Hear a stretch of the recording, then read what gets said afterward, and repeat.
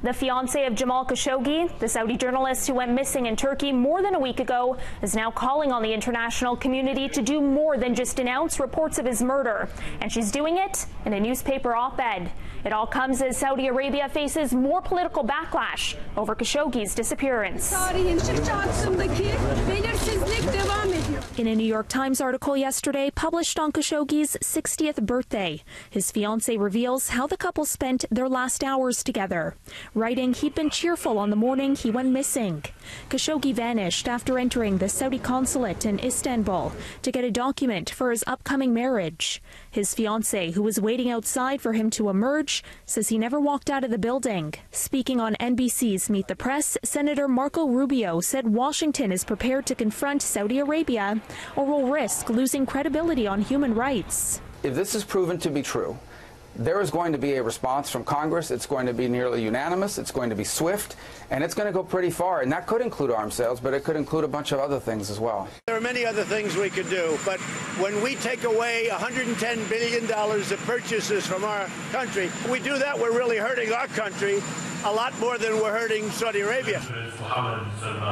Khashoggi, a Washington Post contributor, often wrote critically about the Saudi regime and Saudi Crown Prince Mohammed bin Salman. Khashoggi's fiancée writes, if the allegations are true and Jamal has been murdered by the errand boys of Mohammed bin Salman, he is already a martyr. His loss is not just mine, but that of every person with a conscience and moral compass. There's something really terrible and disgusting about that if that were the case. So we're going to have to see.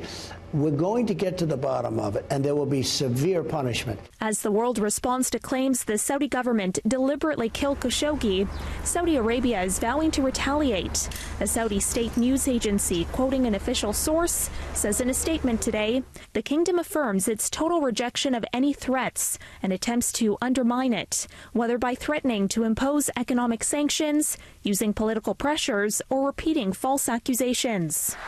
Hello, Your Highness. Thank you. The kingdom also says if it receives any action, it will respond with greater action. His fiancée, we've invited her, so she actually wrote a letter to myself and the First Lady, and a beautiful letter, and we have invited her, and I believe they're working it out where she'll be coming.